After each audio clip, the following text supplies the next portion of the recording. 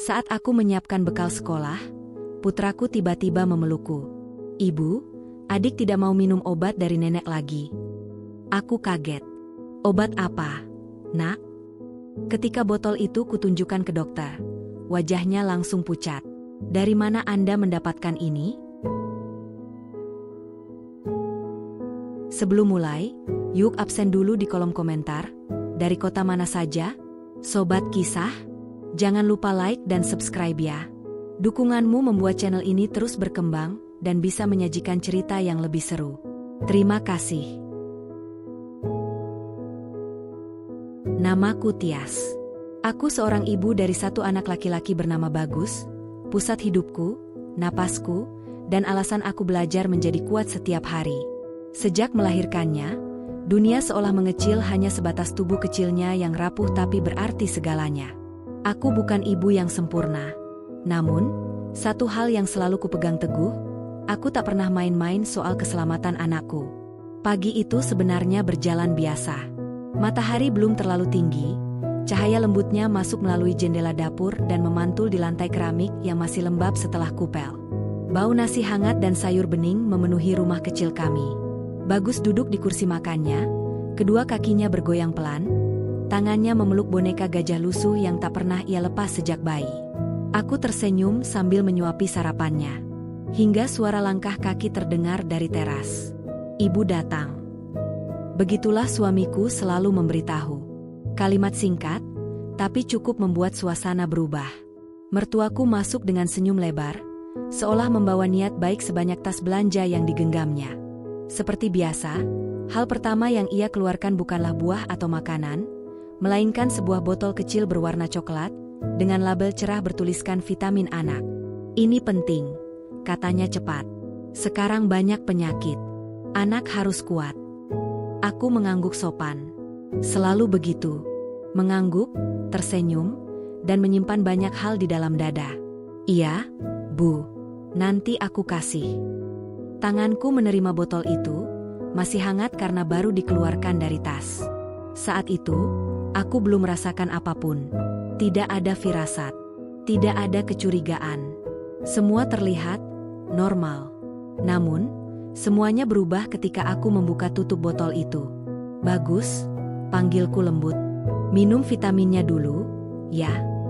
Ia menoleh. Tatapannya langsung berubah.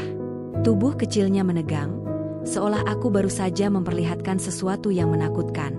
Tangannya mencengkeram boneka gajahnya lebih erat. "Enggak," katanya pelan. Aku sedikit terkejut. Biasanya ia memang agak susah minum obat, tapi tak pernah seperti ini. "Ayo, cuma 1 sendok kecil. Habis itu boleh main." Aku mendekatkan sendok ke bibirnya. Bagus tiba-tiba menangis. Bukan rengekan. Tangisnya pecah.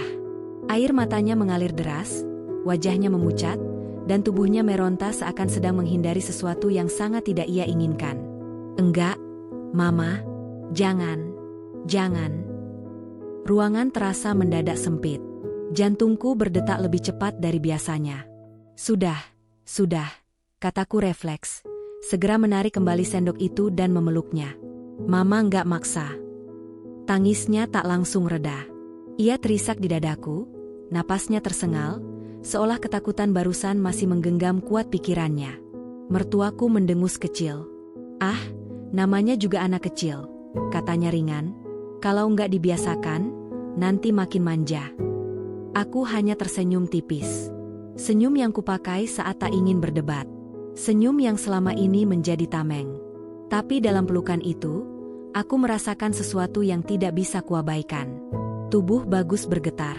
Bukan karena marah. Bukan karena mogok. Ada ketakutan yang nyata.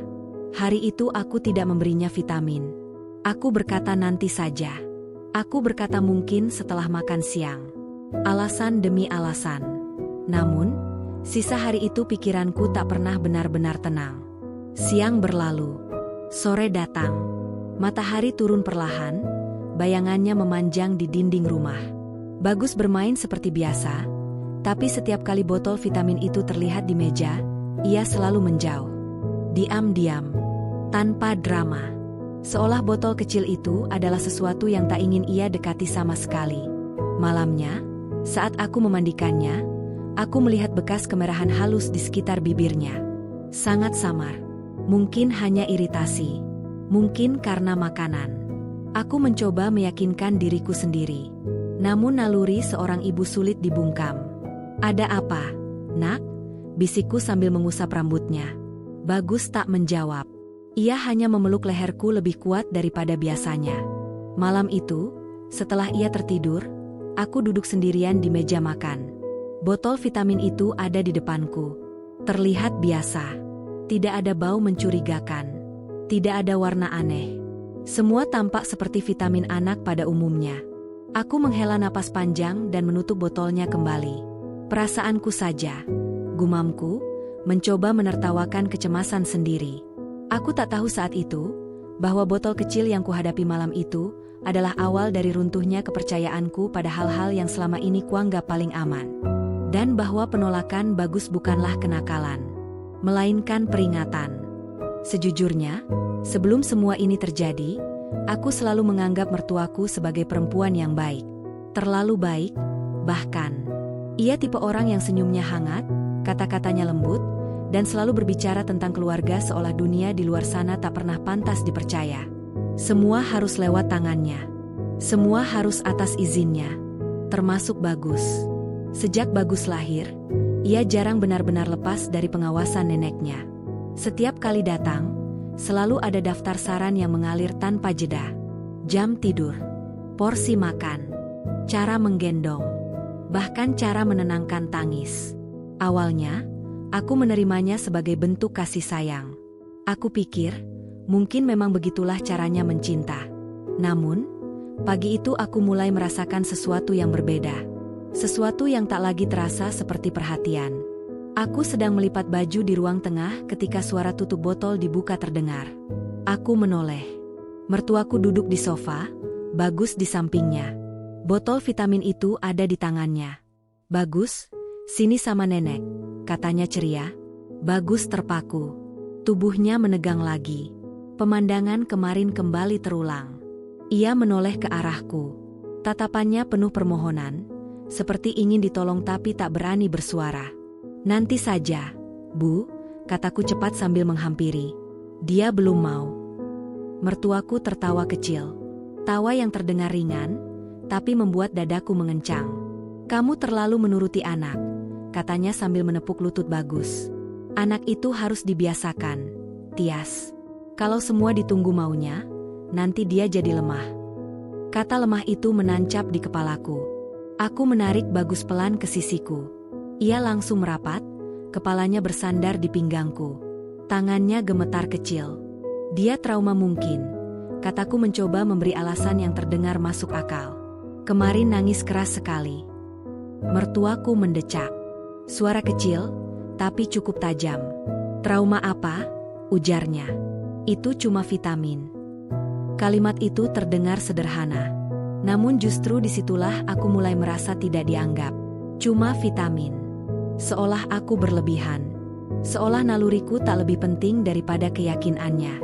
Siang itu, suasana rumah terasa berat. Tidak ada pertengkaran. Tidak ada suara tinggi. Tapi setiap gerak terasa diawasi. Setiap keputusan kecil tentang Bagus seolah harus melalui persetujuan tak tertulis. Aku mulai mengingat banyak hal yang dulu kuanggap biasa. Tentang bagaimana mertuaku selalu membawa produk kesehatan sendiri. Tentang bagaimana ia melarang Bagus minum vitamin dari bidan langgananku. Tentang bagaimana ia berkata, "Sekarang orang-orang cuma cari untung, enggak peduli anak." Aku dulu mengangguk. Sekarang, aku mulai bertanya. Menjelang sore, aku masuk ke kamar bersama Bagus. Aku menguncinya pelan. Ia duduk di ranjang, memeluk bantal. Aku jongkok di depannya, sejajar dengan matanya. "Kenapa enggak mau minum?" tanyaku lembut. Bagus menunduk. Bibirnya bergetar. "Pahit," jawabnya lirih. "Sakit." "Sakit di mana?" Ia menunjuk tenggorokannya, lalu dadanya. Jantungku mencelos. "Pernah muntah?" tanyaku lagi. Ia menggeleng pelan, lalu mengangguk ragu. seolah mengingat sesuatu yang tak ingin ia ceritakan. Aku memeluknya. Saat itu, amarah samar mulai menggantikan keraguanku. Bukan kepada mertuaku secara langsung, tapi pada diriku sendiri. Kenapa aku membiarkan ini? Malamnya, suamiku pulang agak larut. Aku mencoba bicara. Pelan. Hati-hati. Mas, kataku saat kami duduk di tepi ranjang. Menurut kamu, vitaminnya itu aman? Enggak. Ia tampak lelah. Matanya sayu. Tangannya sibuk membuka ponsel. Vitamin? Ulangnya. Ya amanlah. Ibu kan niatnya baik. Jawaban itu seperti tembok. Tapi Bagus ketakutan tiap kali dikasih. Itu karena kamu kelihatan ragu, katanya tanpa menoleh. Anak itu sensitif. Aku terdiam. Tidak ada ruang untuk melanjutkan. Malam itu aku terjaga lama, menatap langit-langit kamar. Napas Bagus teratur di sisiku. Tangannya memegang bajuku, seperti takut aku menghilang. Aku kembali memikirkan botol vitamin itu. Tentang rasa pahit yang katanya menyakitkan. Tentang reaksi Bagus yang berlebihan untuk sesuatu yang katanya cuma vitamin. Perlahan, satu kesadaran tumbuh di kepalaku. Jika semua orang menyuruhku percaya, tapi anakku sendiri menolak dengan seluruh tubuh dan jiwanya, maka mungkin aku harus mulai mendengarkan Bagus. Bukan neneknya. Aku mulai menghitung hari sejak pertama kali Bagus menolak vitamin itu. Anehnya, setiap hari berikutnya justru membuat penolakannya semakin keras. Bukan dalam teriakan semata, tetapi dalam cara tubuh kecilnya bereaksi, seolah ia benar-benar sedang berhadapan dengan sesuatu yang mengancam. Pagi itu aku terbangun karena Bagus muntah di samping ranjang. Tidak banyak. Cairan bening bercampur sisa makanan semalam. Tapi wajahnya pucat, matanya sayu, dan tubuhnya dingin saat ku sentuh. Perutnya sakit? Tanyaku panik. Ia mengangguk lemah. Aku segera membersihkannya, memberinya air hangat, lalu membaringkannya kembali. Dalam benakku, aku mencoba mencari penjelasan yang masuk akal. Mungkin masuk angin. Mungkin karena jajan kemarin. Aku memilih mempercayai alasan-alasan aman, hanya agar bisa tetap tenang. Namun ketenangan itu tak bertahan lama. Saat mertua datang siang harinya, seperti biasa ia langsung menuju tas kecil yang selalu dibawanya. Aku sudah hafal gerakannya. Dan sebelum aku sempat berkata apapun, tutup botol vitamin itu kembali terbuka. Bagus langsung menangis. Refleks. Cepat. Seolah ada alarm yang menyala di dalam dirinya. Jangan, katanya terbata, sambil berusaha turun dari sofa. Tangisnya pecah. Napasnya memburu. Wajahnya kembali pucat, bahkan kali ini bibirnya tampak sedikit keunguan. Aku berdiri. Suaraku terdengar lebih tegas dari biasanya. Bu, tolong. Jangan sekarang. Mertuaku terdiam sebentar. Tatapannya mengeras, tapi senyumnya tetap terjaga. Kamu ini kenapa, Tias? Katanya pelan. Anak takut karena kamu selalu terlihat cemas. Kalimat itu membuat darahku berdesir. Ia berbicara seolah aku penyebab semua ini. Aku cemas karena dia sakit. Jawabku, mencoba mengendalikan suara. Bagus muntah pagi tadi. Oh, itu biasa, balasnya cepat. Anak-anak memang begitu sebelum tubuhnya kuat. Tubuhnya kuat. Aku memeluk Bagus dan membawanya ke kamar. Aku tidak ingin suara kami terdengar lebih jauh. Dalam pelukan, tubuhnya gemetar. Tangisnya tak kunjung reda, meski botol vitamin itu sudah jauh dari pandangannya. Sore hari, aku memperhatikannya lebih saksama. Nafasnya lebih cepat. Kulitnya terasa berbeda saat ku sentuh. Dan ada hal lain yang membuatku benar-benar merinding. Setiap kali aku membuka botol vitamin itu, bahkan dari jarak jauh, Bagus langsung bereaksi. Padahal botolnya tertutup. Apa yang sebenarnya kamu rasakan? Bisikku saat ia duduk di pangkuanku. Ia menatapku lama. Lalu berkata pelan, seperti sedang mengaku dosa besar. Panas, Ma. Panas. Di mana? Di sini, katanya, menunjuk dada dan lehernya bergantian. Kayak kebakar. Mataku terasa perih. Aku mengusap wajahnya perlahan. Kamu minum itu kapan? Bagus terdiam. Lalu menjawab sangat pelan, hampir tak terdengar. Waktu Mama nggak lihat. Jantungku berhenti berdetak sesaat. Aku menggenggam bahunya. Siapa yang kasih? Ia tak menjawab. Air matanya menetes, satu persatu. Dan aku tahu, diamnya adalah jawaban. Malam itu aku tidak bisa tidur.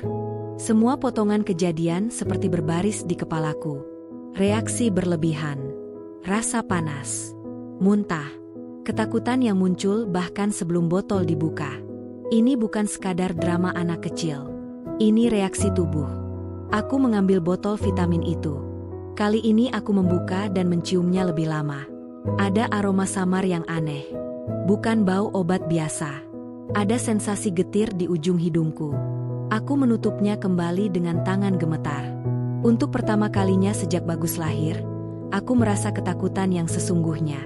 Bukan karena sakit yang terlihat, melainkan karena sesuatu yang tersembunyi, yang mungkin selama ini masuk ke tubuh anakku tanpa sepengetahuanku. Aku menatap Bagus yang tertidur gelisah di ranjang. Dadanya naik turun cepat. Keningnya sedikit berkeringat. Dalam hati, aku berjanji pada diriku sendiri. Apapun risikonya, siapapun yang akan tersakiti perasaannya, aku harus mencari tahu kebenarannya.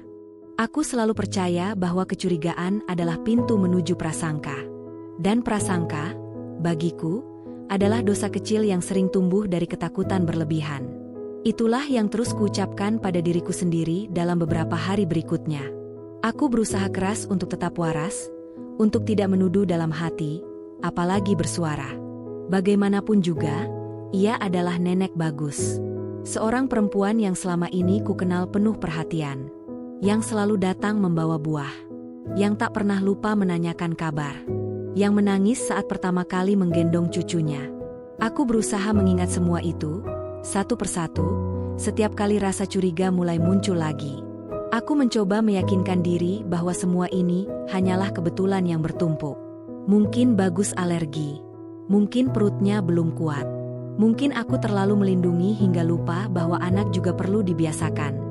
Semua kemungkinan itu kuukir rapi di kepalaku, agar naluriku tak terdengar terlalu keras. Pagi itu, aku memutuskan untuk kembali ke rutinitas biasa. Aku menyiapkan sarapan dengan tenang. Aku bernyanyi kecil sambil menggoreng telur. Aku ingin rumah ini kembali terasa normal. Namun, normal rupanya enggan kembali. Saat Bagus selesai makan, mertua datang lagi. Seolah waktu kedatangannya selalu tepat, tapi di saat yang salah. Tas kecil itu lagi-lagi ada di tangannya. Aku menelan ludah melihatnya. Kali ini coba sedikit saja, katanya pelan, nyaris terdengar membujuk. Kasihan cucu nenek. Badannya kelihatan makin lemas. Aku menatap Bagus. Ia berdiri di belakangku, memegang ujung bajuku erat. Bu, kataku, kali ini suaraku lebih rendah. Boleh enggak, kita hentikan dulu vitaminnya. Mertuaku tersenyum. Senyum yang tenang, tapi entah kenapa terasa dingin. Kamu curiga apa, Tias? Tanyanya lembut. Pertanyaan itu menghantam lebih keras daripada bentakan. Aku terdiam. Kata-kata tercekat di tenggorokanku. Enggak, jawabku cepat. Aku cuma mau pastikan. Mau pastikan apa? Lanjutnya.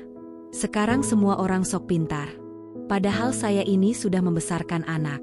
Kamu baru satu. Kalimat itu jatuh pelan, tapi menyisakan luka. Aku merasa kecil. Tidak becus. Seolah status seorang ibu harus diukur dari jumlah anak yang dilahirkan, bukan dari rasa yang tumbuh setiap hari. Hari itu aku tidak menjawab lebih jauh. Aku memilih mengalah. Bukan karena setuju, tapi karena lelah. Dan itulah keputusanku yang paling kusesali. Sore harinya, tanpa aku sadari, Bagus kembali diberi vitamin itu. Aku sedang mencuci piring ketika mendengar batu keras dari ruang tengah. Aku berlari keluar. Bagus terduduk di lantai. Wajahnya merah. Batuknya tersendat-sendat. Air matanya keluar tanpa suara. Aku panik. Apa yang terjadi? Teriakku. Mertuaku berdiri kaku. Di tangannya masih ada sendok kecil. Dia cuma tersedak sedikit, katanya cepat. Sedikit. Aku menggendong Bagus. Napasnya terdengar pendek. Dadanya naik turun cepat. Bau pahit itu kembali tercium di dekat bibirnya. Tidak, gumamku lirih. Ini bukan sedikit.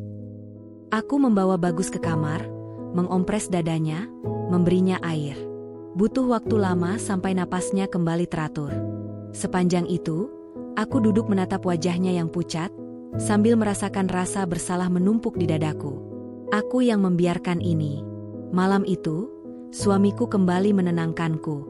Katanya aku terlalu lelah, terlalu sensitif, terlalu banyak membaca hal-hal menakutkan. Kamu jangan berpikir aneh-aneh, katanya. Ibu nggak mungkin berbuat buruk. Aku mengangguk. Lagi. Namun, saat semua lampu dipadamkan dan rumah tenggelam dalam keheningan, aku menangis pelan. Bukan karena takut pada nenek Bagus, melainkan karena takut pada kenyataan bahwa aku sedang diajari untuk mengkhianati naluriku sendiri. Aku bangun tengah malam dan menatap botol vitamin itu di lemari. Pikiranku penuh pertanyaan yang tak berani terucap. Jika ini memang aman, mengapa tubuh Bagus menolaknya dengan begitu keras? Dan jika ini memang berbahaya, berapa kali aku sudah gagal melindunginya? Aku menutup mata dan menarik napas panjang. Dalam hati kecilku, ada satu keputusan yang mulai terbentuk. Masih samar, masih ditakuti. Namun ia terus tumbuh. Diam-diam, menguat. Keputusan itu tidak datang dengan ledakan emosi. Tidak disertai air mata atau tekad besar yang diucapkan lantang. Ia hadir pelan, seperti bisikan yang terus berulang di kepalaku setiap kali aku menatap wajah Bagus. Aku harus tahu. Bukan sekadar menebak. Bukan sekadar merasa. Aku harus memegang sesuatu yang nyata, yang tak bisa dipatahkan hanya dengan kalimat. Ibu itu niatnya baik. Pagi itu aku bangun lebih awal dari biasanya. Rumah masih gelap. Suara kipas angin berputar pelan. Bagus tidur di sampingku dengan napas yang belum sepenuhnya teratur. Aku mengusap keningnya lama, memastikan tak ada panas berlebih. Lalu aku bangkit. Botol vitamin itu masih tersimpan di dalam lemari dapur, di balik tumpukan plastik belanja. Aku mengeluarkannya perlahan, seperti sedang mengambil barang bukti dari tempat kejadian. Tanganku bergetar saat memutarnya di bawah lampu. Labelnya mencolok.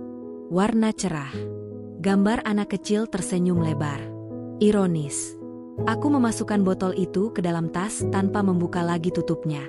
Tas yang sama dengan tas kerja, agar tak menarik perhatian. Setelah itu, aku membuat sarapan seperti biasa. Bersikap normal.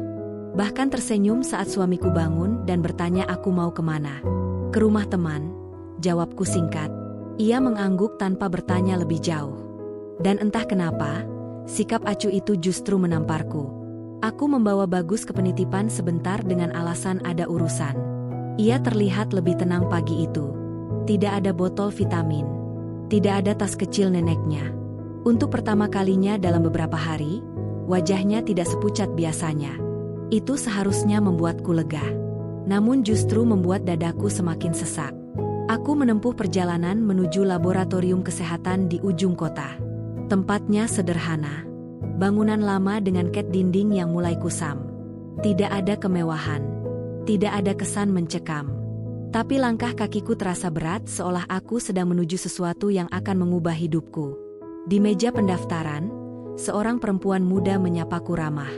Ada yang bisa dibantu, Bu? Aku menarik napas panjang. Saya mau uji kandungan cairan. Untuk apa, Bu? Untuk anak saya. Kalimat itu keluar begitu saja. Jujur. Telanjang. Ia menatapku sedikit lebih serius, lalu mengangguk. Aku menyerahkan botol vitamin itu. Saat jarinya menyentuh sarung tanganku, seolah ada aliran dingin yang menjalar ke punggungku. 1-2 hari, katanya. Kami hubungi kalau sudah keluar. Aku keluar dari gedung itu dengan tubuh terasa ringan sekaligus kosong. Seperti baru saja melepaskan beban, tapi belum tahu isi kebenarannya. Hari pertama menunggu terasa panjang. Aku menatap ponsel terlalu sering. Setiap getar membuat jantungku melompat. Aku tetap menjalani hari seperti biasa. Mengurus rumah. Menjemput Bagus. Menjawab telepon mertua dengan suara setenang mungkin. Aku berbohong. Dan untuk pertama kalinya, aku merasa kebohongan itu menyelamatkan. Malam hari, Bagus tidur lebih nyenyak. Tidak ada muntah. Tidak ada batuk aneh. Ia bahkan sempat tertawa saat kubacakan cerita. Aku duduk di samping ranjangnya lama setelah ia terlelap. Kalau hasilnya aman, gumamku dalam hati, aku akan minta maaf. Aku sungguh-sungguh menginginkan itu. Hari kedua datang. Lebih berat. Rasa bersalah mulai menggerogoti pikiranku. Aku membayangkan wajah mertua jika tahu aku membawa vitaminnya ke laboratorium. Aku membayangkan tuduhan. Aku membayangkan retaknya hubungan keluarga. Namun wajah Bagus selalu menutup semua bayangan itu. Menjelang siang, ponselku berdering. Nomor tak dikenal. Tanganku gemetar saat mengangkatnya. "Selamat siang, Bu Tias," suara seorang laki-laki terdengar di seberang. "Iya. Kami dari laboratorium. Bisa Ibu datang hari ini? Ada hasil yang perlu dijelaskan langsung." Nada suaranya tidak biasa. Terlalu formal. Terlalu berhati-hati. "Tidak bisa dijelaskan lewat telepon?" tanyaku. Suara sendiri terasa asing di telinga. "Ada beberapa hal teknis," jawabnya singkat. "Sebaiknya Ibu datang." Telepon terputus. Aku duduk terdiam. Dunia terasa mengecil. Suara di sekitarku menghilang sejenak. Aku menatap jam di dinding. Masih siang. Terlalu siang untuk sesuatu yang buruk. Begitulah pikirku saat itu. Aku pamit lagi dengan alasan yang sama. Kali ini suamiku mengernyit, tapi tidak bertanya. Mertuaku tidak ada di rumah. Entah kenapa, fakta itu membuat langkahku semakin cepat. Di ruang tunggu laboratorium, AC terasa terlalu dingin. Tanganku saling menggenggam, kuku menekan kulit hingga perih.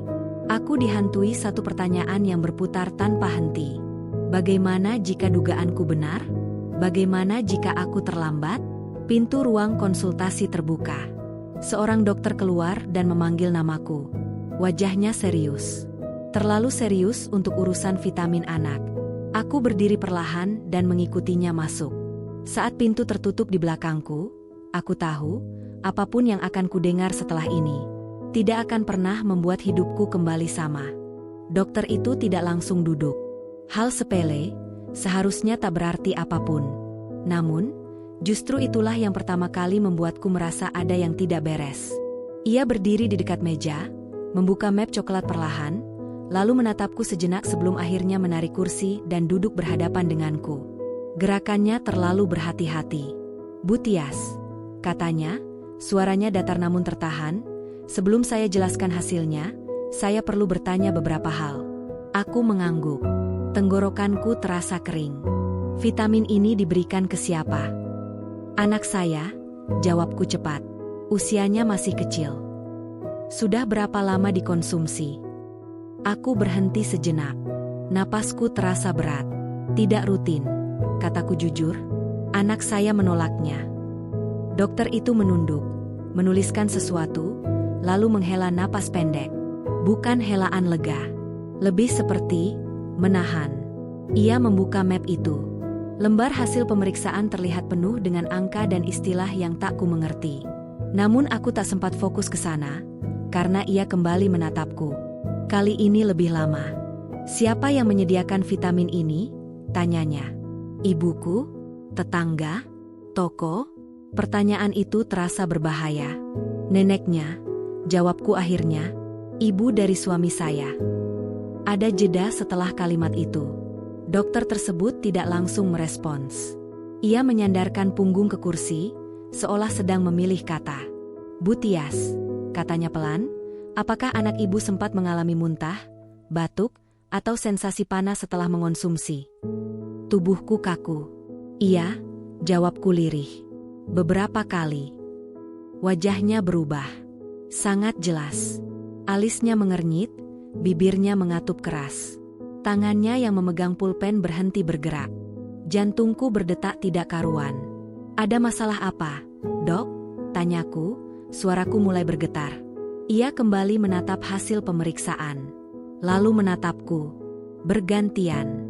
Seolah ragu harus memulai dari mana. "Vitamin ini," katanya akhirnya, pelan tapi tegas, "bukan suplemen yang aman untuk anak. Kalimat itu seperti memukul kepalaku dari belakang. Bukan, aman, ulangku. Ia menggeleng pelan. Kami menemukan kandungan yang seharusnya tidak ada dalam produk untuk anak. Lanjutnya, dalam dosis tertentu, zat ini bisa mengiritasi saluran pernapasan, lambung, dan jaringan lunak.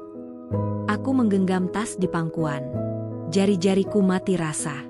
Itu sebabnya anak ibu merasakan panas, katanya lagi. Tubuhnya menolak. Dunia di sekitarku seakan menjauh. Suara AC terdengar semakin nyaring.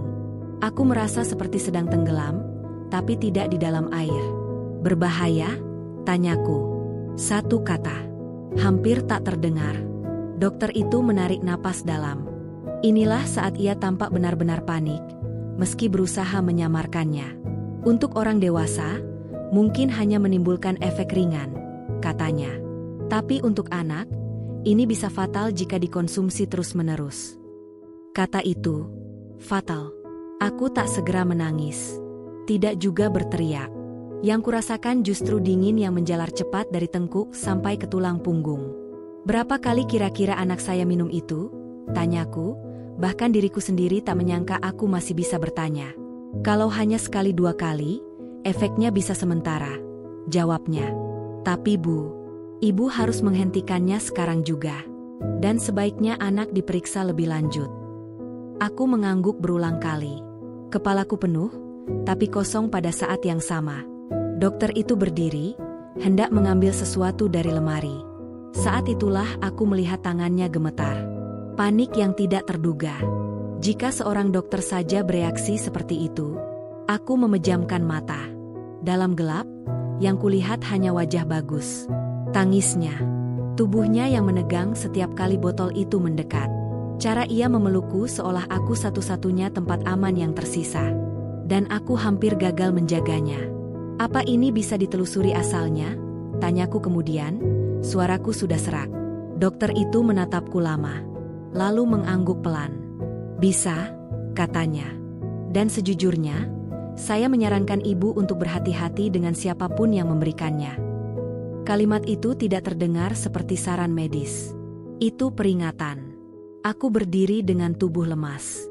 Kakiku hampir tak mampu menopang berat badanku sendiri. Saat hendak keluar ruangan, dokter itu memanggilku sekali lagi. Bu Tias, katanya. Aku menoleh. Ibu melakukan hal yang benar. Kalimat itu merobek dadaku. Aku keluar dari ruangan itu dengan langkah gontai.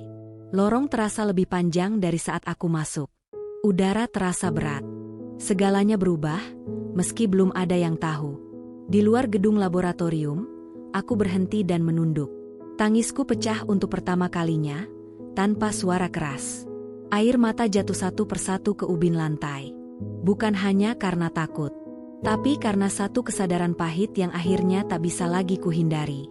Bahwa ancaman bagi anakku ada di dalam keluarga kami sendiri. Aku tidak langsung pulang. Setelah keluar dari gedung laboratorium, aku duduk lama di bangku semen di bawah pohon tua di halaman depan. Daun-daunnya bergesekan tertiup angin, suaranya lembut, hampir menenangkan. Tapi dadaku tetap berat, seperti diisi batu. Tanganku gemetar saat membuka lembar hasil pemeriksaan yang diberikan dokter. Tulisan-tulisan medis itu sulit kupahami, namun ada beberapa kata yang dicetak lebih tebal. Kata-kata itu berulang di setiap halaman. Iritasi, toksik, tidak dianjurkan untuk anak. Aku membacanya berkali-kali, seakan berharap huruf-huruf itu berubah jika kutatap cukup lama. Namun kenyataannya tetap sama. Tidak melunak, tidak mengalah. Aku kembali masuk ke gedung untuk menemui dokter itu sekali lagi. Bukan karena aku belum percaya, melainkan karena aku butuh mendengarnya diucapkan secara langsung. Dengan kata-kata yang tak menyisakan ruang untuk menyangkal. Dokter itu terlihat terkejut melihatku kembali. Maaf, kataku pelan. Saya perlu penjelasan yang lebih jelas. Tanpa istilah. Ia mengangguk, lalu memintaku duduk kembali. Bu Tias, katanya, kali ini tanpa ragu, zat yang kami temukan biasanya dipakai untuk keperluan tertentu, bukan suplemen anak. Dalam jangka pendek, tubuh anak akan bereaksi keras.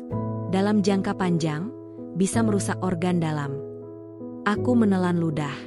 Tenggorokanku perih. Bagus, masih bisa sembuh? Tanyaku. Ia tidak langsung menjawab. Itu jauh lebih menyakitkan daripada jawaban buruk. Bisa, katanya akhirnya. Karena ibu menghentikannya cukup cepat.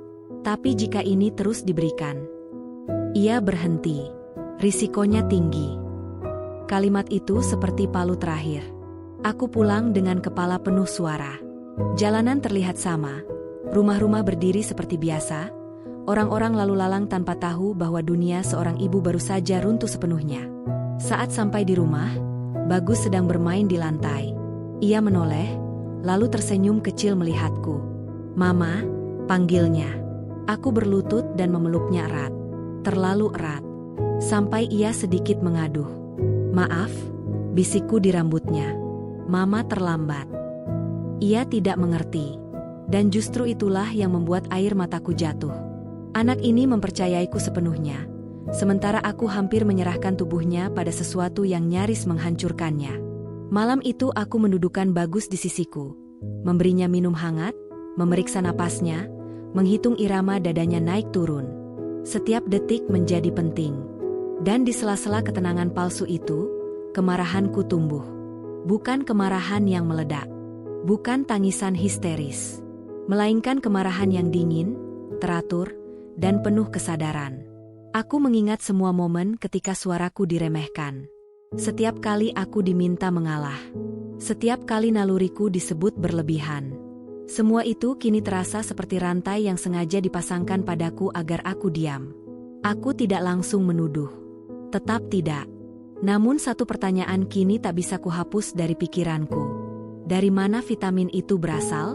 Aku memeriksa kembali botolnya. Nomor produksi di bagian bawah hampir pudar. Labelnya tampak ditempel ulang. Tidak ada keterangan resmi yang jelas. Tidak ada petunjuk yang meyakinkan. Aku sadar, ini bukan sekadar kesalahan memilih produk. Ada sesuatu yang disembunyikan. Hari berikutnya, mertua datang lagi. Seperti biasa. Membawa senyum yang sama. Membawa tas kecil itu. Aku berdiri sebelum ia sempat duduk. "Bu," kataku tenang. Terlalu tenang. "Mulai sekarang, Bagus tidak minum vitamin apapun dari luar." Alisnya terangkat. "Kenapa?" Aku menatap matanya lurus. Tanpa gentar. "Karena tidak aman." Udara seakan berhenti bergerak. Senyum di wajahnya mereda, lalu kembali terbentuk. Namun kali ini, lebih tipis. "Kamu menuduh sesuatu?" tanyanya pelan. Aku menggeleng. "Belum," jawabku jujur. "Tapi saya tahu, anak saya hampir celaka." Untuk pertama kalinya, kami saling memandang tanpa topeng. Dan di detik itu, aku tahu, badai sebenarnya belum datang. Ia baru akan dimulai. Aku tidak merencanakan konfrontasi itu. Tidak ada naskah. Tidak ada kata-kata yang kulatih di depan cermin. Yang ada hanya satu batas yang akhirnya kutarik. Dan siapapun yang melewatinya harus siap melihat aku berubah. Hari itu, aku pulang lebih cepat dari biasanya. Bagus ada di kamarnya, tertidur siang dengan napas yang masih belum sepenuhnya tenang. Mertuaku duduk di ruang tengah. Tas kecilnya tergeletak di samping kursi. Tas itu, tanpa sadar, rahangku mengeras. "Aku mau bicara," kataku pelan. Ia menoleh. Wajahnya tenang. Terlalu tenang untuk seseorang yang baru saja dilarang menyentuh cucunya. "Kamu mau bicara apa?" tanyanya. Aku duduk berseberangan. Jarak kami tak sampai 2 langkah. Namun rasanya seperti terpisah jurang panjang. "Aku bawa vitaminnya ke laboratorium," ucapku akhirnya. Udara berubah. Aku melihatnya dengan jelas. Matanya berkedip sekali. Cepat. Nyaris tak terlihat. Namun cukup untuk membuatku yakin, kalimat itu tidak datang sebagai kejutan. "Kenapa?" tanyanya. Nada suaranya tetap lembut. "Karena aku ibu. Karena anakku hampir keracunan. Karena naluriku benar." Namun tidak satupun kalimat itu yang keluar. "Karena Bagus sakit," jawabku singkat. Ia menyandarkan punggungnya, menghela napas kecil. "Kamu keterlaluan, Tias," katanya. "Itu berarti kamu tidak percaya pada saya." Aku mengangguk pelan. "Betul. Satu kata. Tidak kutarik kembali. Wajahnya mengeras. Senyum itu akhirnya runtuh. Hasilnya apa? Tanyanya datar. Aku mengeluarkan map coklat dari tas. Aku meletakkannya di meja. Perlahan. Sengaja. Agar ia melihat dengan jelas bahwa ini bukan tuduhan kosong. Vitamin itu mengandung zat berbahaya, kataku. Dokter bilang, kalau terus diminum, dampaknya bisa fatal. Untuk pertama kalinya, ia berdiri. Itu tidak mungkin, katanya cepat. Saya tidak sebodoh itu. Aku juga berdiri. Tubuhku terasa ringan, seolah ketakutan sudah habis digantikan sesuatu yang lebih tajam. Anakku muntah, batuk, dan merasa terbakar setiap kali meminumnya. Ucapku, apa ibu bilang itu kebetulan? Ia terdiam. Tangannya mengepal. Kamu tahu betapa sulitnya membesarkan anak, katanya akhirnya. Zaman sekarang semua harus pakai dokter. Padahal dulu. Ini bukan soal dulu, potongku. Suaraku naik untuk pertama kali. Ini soal anak saya. Ia menatapku lama. Tatapan itu bukan lagi tatapan nenek penyayang. Ada sesuatu di sana, sesuatu yang dingin, terlalu terkontrol. Kamu ini cemburu, katanya tiba-tiba. Kamu tidak suka kalau Bagus dekat dengan saya. Darahku mendidih. Aku cemburu pada seseorang yang hampir mencelakai anakku. Ia mendekat satu langkah. Aku cuma ingin dia kuat, katanya. Tidak selemah kamu. Kata itu menghantam keras. Aku tertawa pendek. Getar. Bukan geli. Kalau itu definisi kuat menurut ibu, kataku pelan tapi penuh amarah, maka aku lebih memilih anakku hidup dalam perlindungan daripada mati demi kerasnya versi ibu. Tangis Bagus terdengar dari kamar. Detik itu juga, aku sadar, ini harus dihentikan sekarang. Aku tidak akan membiarkan ibu memberi apapun padanya lagi, kataku. Dan kalau ibu memaksa, kamu mau lapor polisi, potongnya tajam. Atau kamu mau hancurkan keluarga ini. Aku menatapnya tanpa berkedip. Kalau itu harga keselamatan anakku, jawabku, aku akan membayar. Itulah saat wajahnya berubah sepenuhnya. Tidak ada lagi topeng. Tidak ada lagi nenek lembut. Kamu tidak tahu apa-apa, Tias, katanya lirih. Dunia ini kejam. Anak yang lemah tidak akan bertahan. Aku melangkah ke arahnya. Dan ibu yang mengabaikan nalurinya, ucapku, adalah ibu yang membahayakan anaknya sendiri. Aku mengambil tas kecil itu. Membukanya. Botol vitamin itu masih ada di dalamnya. Aku akan menyimpannya sebagai bukti, kataku. Kalau sesuatu terjadi pada Bagus, aku tahu harus mencari siapa. Ia tidak menjawab. Aku berjalan ke kamar. Menggendong Bagus. Tangisnya langsung mereda di pelukanku. Seolah tubuh kecil itu tahu, aku akhirnya berdiri di tempat yang seharusnya. Di balik punggungku, aku mendengar suara kursi ditarik kasar. Hari itu, bukan hanya hubungan kami yang retak. Itu hancur. Dan aku tidak lagi menyesalinya. Sejak hari itu, rumah tidak pernah benar-benar sunyi. Tidak ada pertengkaran keras. Tidak ada pintu dibanting. Namun udara terasa berat, seperti dipenuhi kata-kata yang sengaja tidak diucapkan. Mertuaku tidak lagi datang setiap hari. Ketidakhadirannya justru terasa lebih menekan daripada kehadirannya dulu. Suamiku berubah. Ia menjadi lebih pendiam. Lebih sering menatap kosong. Seolah aku telah memaksanya berdiri di antara dua tebing, dan apapun langkahnya akan melukai seseorang. Kamu keterlaluan, katanya suatu malam, saat Bagus sudah tertidur. Suaranya tidak tinggi, tapi penuh beban. Ibu cuma ingin membantu. Aku menatapnya lama. Dulu aku akan menjawab cepat. Membela diri. Menjelaskan. Tapi malam itu, aku terlalu lelah untuk berputar-putar. Bagus hampir celaka, kataku pelan. Dan kamu ada di rumah ini. Kamu melihat itu. Ia mengusap wajahnya kasar. Kenapa kamu tidak bicara baik-baik? Tanyanya. Kenapa harus sejauh itu? Karena tidak ada yang mau mendengarkan sebelum aku bertindak. Jawabku tenang. Bahkan kamu. Kalimat itu menggantung di antara kami. Hari-hari berikutnya menjadi ujian yang sunyi. Pesan-pesan berdatangan. Dari paman, dari bibi, dari orang-orang yang bahkan tidak pernah menanyakan kondisi Bagus sebelumnya. Hampir semuanya bernada sama. Maafkan saja. Itu orang tua. Jangan lebay. Kamu terlalu berlebihan. Tidak satupun yang bertanya, bagaimana keadaan anakku sekarang. Setiap aku membaca pesan itu, satu lapisan tipis kepercayaanku pada keluarga terkikis. Aku tak lagi marah. Aku letih. Letih memperjuangkan sesuatu yang seharusnya tak perlu diperdebatkan. Bagus berangsur membaik. Tidak ada lagi muntah. Batuknya menghilang. Nafasnya lebih teratur.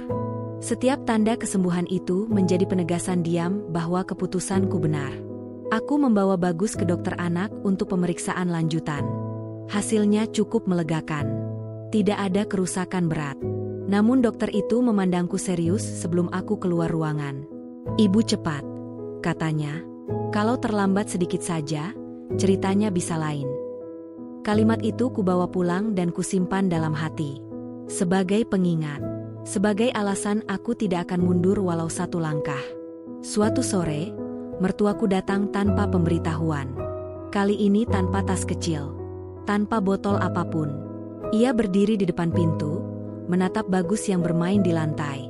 "Kamu sudah puas?" tanyanya lirih. Aku berdiri di dekat Bagus. Posisi yang sengaja kupilih. "Belum," jawabku jujur. "Tapi aku merasa cukup aman sekarang." Ia menarik napas panjang. Untuk sesaat, aku melihat kelelahan di wajahnya. Bukan penyesalan.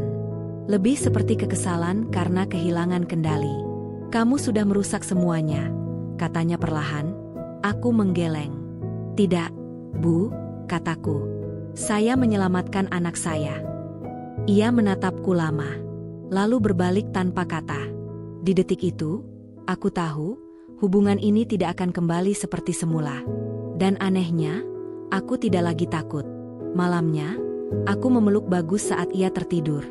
Tubuh kecilnya hangat. Nafasnya teratur. Jarinya menggenggam bajuku dengan cara yang membuat hatiku sesak dan utuh sekaligus. Aku berjanji dalam hati. Aku tidak akan lagi diam. Aku tidak akan lagi ragu pada naluriku. Dan aku tidak akan membiarkan siapapun, atas nama cinta atau keluarga, mengambil alih perlindunganku sebagai ibu. Besok mungkin akan lebih sulit. Besok mungkin aku akan sendirian. Namun untuk pertama kalinya sejak semua ini dimulai, aku merasa kuat. Waktu berjalan pelan setelah semua itu. Tidak ada perayaan. Tidak ada rekonsiliasi besar. Hidup kami berlanjut, tapi dengan bentuk yang berbeda. Seperti rumah lama yang tetap berdiri, hanya saja beberapa dindingnya kini retak dan tak pernah diperbaiki lagi. Bagus tumbuh lebih sehat. Nafsu makannya kembali. Tawanya lebih sering terdengar, terutama saat kami bermain bersama di lantai ruang tamu. Aku memperhatikan setiap geraknya dengan saksama, bukan karena cemas berlebihan, melainkan karena aku akhirnya mengerti arti menjaga. Menjaga bukan soal meninggikan suara, bukan soal memenangkan perdebatan, melainkan soal berani berdiri saat semua orang menyuruh duduk. Hubunganku dengan suamiku perlahan membaik, namun tidak lagi sama. Ada jarak tipis yang muncul, bukan karena tidak cinta, melainkan karena kami belajar dengan cara yang menyakitkan bahwa cinta saja tidak cukup jika tidak disertai keberanian. Suatu malam, ia duduk di sampingku. "Aku salah," katanya pelan. Tidak dramatis, tapi cukup jujur. Aku menoleh, menunggu kelanjutan yang tidak datang. "Aku seharusnya lebih mendengarkan," lanjutnya. "Kamu." Aku mengangguk. Air mataku jatuh. Diam-diam. Bukan karena kalimat itu menyembuhkan segalanya, tapi karena akhirnya aku tidak lagi sendirian. Tentang mertuaku, kami menjaga jarak. Ia masih nenek Bagus, namun aksesnya tak lagi tanpa batas. Setiap pertemuan kini berlangsung di bawah pengawasanku, dengan tidak yang tak lagi kuragukan untuk ucapkan. Aku belajar bahwa batas bukan bentuk durhaka. Ia adalah cara bertahan. Suatu pagi, saat menyisir rambut Bagus sebelum berangkat, ia menatapku melalui cermin. "Mama," katanya, "aku sudah nggak takut lagi." Dadaku sesak. Aku tersenyum sambil mengangguk. Bagus itu anak yang berani. Ia tertawa. Tidak tahu betapa kalimat sederhana itu menyelamatkanku. Ada malam-malam tertentu di mana aku masih terbangun dengan dada berdebar. Terbayang wajah dokter yang panik. Suara muntah Bagus di pagi hari. Botol kecil berlabel cerah yang nyaris merenggut semua yang paling kucintai. Luka itu tidak sepenuhnya hilang. Namun aku tidak lagi membencinya. Karena dari sanalah aku belajar satu hal terpenting dalam hidupku sebagai seorang ibu. Bahwa kepercayaan, bahkan pada keluarga, harus selalu berdampingan dengan kewaspadaan. Bahwa cinta sejati tidak tersinggung oleh perlindungan. Dan bahwa naluri seorang ibu bukanlah rasa, melainkan peringatan. Jika aku menulis cerita ini bukan untuk menuduh, bukan pula untuk menakut-nakuti, melainkan untuk mengingatkan. Bahwa tidak semua yang datang dengan senyum membawa kebaikan. Bahwa niat baik, tanpa pengetahuan dan batas, bisa berubah menjadi bencana. Dan bahwa seorang ibu yang berani meragukan adalah ibu yang sedang menyelamatkan. Aku adalah Tias. Dan aku memilih melindungi anakku, meski harus berhadapan dengan darah dan air mata. Dan jika harus mengulang semuanya, aku akan tetap memilih langkah yang sama. Waktu tidak serta-merta menyembuhkan segalanya. Ia hanya memberi jarak agar luka tak lagi berdarah setiap disentuh. Pagi-pagi di rumah kami kini terasa berbeda. Tidak lagi dipenuhi ketegangan yang menggantung di setiap sudut ruangan. Namun bayangan masa lalu tetap hadir. Seperti gemapelan yang muncul saat rumah terlalu sunyi. Aku menjalani hari-hari dengan kesadaran baru. Bahwa ketenangan merupakan sesuatu yang harus dijaga, bukan diasumsikan akan selalu ada. Bagus semakin ceria. Geraknya lincah. Tatapannya jernih. Aku memperhatikan perubahan itu dengan rasa syukur yang seringkali membuat dadaku menghangat tanpa sebab jelas. Setiap helaan napasnya adalah pengingat bahwa aku telah melewati batas ketakutan terbesarku dan tetap berdiri. Aku tidak lagi merasa bersalah. Dulu, setiap keputusan yang kuambil selalu kutimbang dengan pertanyaan, apakah ini akan menyakiti orang lain? Kini pertanyaannya berubah. Apakah ini melindungi anakku? Dan dari perubahan kecil itu, hidupku mengambil arah baru. Hubunganku dengan suamiku berjalan perlahan, seperti dua orang yang sedang belajar kembali berjalan di tanah yang pernah runtuh. Kami bicara lebih jujur, walau kadang menyakitkan. Tidak ada lagi pembelaan sepihak. Tidak ada lagi alasan atas nama orang tua. Ada keheningan yang kadang berat, namun jauh lebih jujur daripada keramaian palsu. Suatu malam, saat Bagus sudah terlelap, suamiku memandang ke arah kamar anak kami cukup lama. Kalau waktu bisa diulang, katanya lirih, aku ingin berada di pihakmu sejak awal. Aku mengangguk. Tidak menghapus yang telah terjadi, tapi cukup untuk melunakkan luka. Tentang mertuaku, tidak ada kata berdamai yang manis. Hubungan kami menjadi formal, terukur, dan berhati-hati. Ia masih hadir dalam hidup Bagus, namun tidak lagi menentukan apapun tanpa persetujuanku. Aku belajar menyebut itu sebagai keseimbangan, bukan permusuhan. Aku tidak membenci. Aku hanya berjaga. Ada satu sore ketika aku melihat Bagus bermain sendirian di halaman, berlarian mengejar bayangannya sendiri. Tiba-tiba ia berhenti, menoleh ke arahku, lalu tersenyum lebar. "Mama tenang sekarang?" tanyanya polos. Aku terdiam. Mendengar pertanyaan itu dari anak kecil membuatku sadar betapa ketakutanku dulu ikut membebani dirinya, meski tak pernah kuucapkan. Aku menghampirinya, berlutut, lalu memeluknya erat. "Sekarang Mama tahu caranya menjaga," jawabku pelan. Malam-malam tertentu masih menyisakan ketakutan yang datang tanpa permisi. Aku terbangun dengan dada berdebar, membayangkan seandainya aku terlambat mencurigai hal kecil itu. Seandainya aku mengabaikan satu keluhan. Seandainya aku memilih diam demi menjaga perasaan. Semua seandainya itu mengajariku satu hal. Bahwa naluri bukanlah sesuatu yang seharusnya dibungkam. Cerita ini tidak kutulis untuk menyudutkan siapapun. Aku menuliskannya sebagai jejak keteguhan seorang ibu yang belajar dengan cara paling pahit. Tidak semua bahaya hadir dalam bentuk ancaman. Sebagian datang sebagai perhatian, sebagai hadiah, sebagai sesuatu yang terlihat penuh cinta. Dan justru karena itu, ia lebih mematikan. Aku adalah Tias. Seorang ibu biasa, yang nyaris kehilangan segalanya karena terlalu percaya. Hari ini aku hidup dengan satu keyakinan yang tidak akan lagi kutawar. Tidak ada cinta yang lebih tinggi daripada perlindungan. Tidak ada kewajiban yang lebih suci daripada menjaga anak sendiri. Jika suatu hari aku harus dipilih sebagai sosok yang keras, berlebihan, atau melawan arus, aku akan menerima semua label itu. Asal anakku tetap hidup. Asal senyumnya tetap ada. Asal aku tidak perlu menyesali satu keputusan pun di kemudian hari. Dan pada akhirnya, aku mengerti satu hal sederhana namun menentukan segalanya. Seorang ibu tidak pernah salah ketika ia memilih untuk melindungi.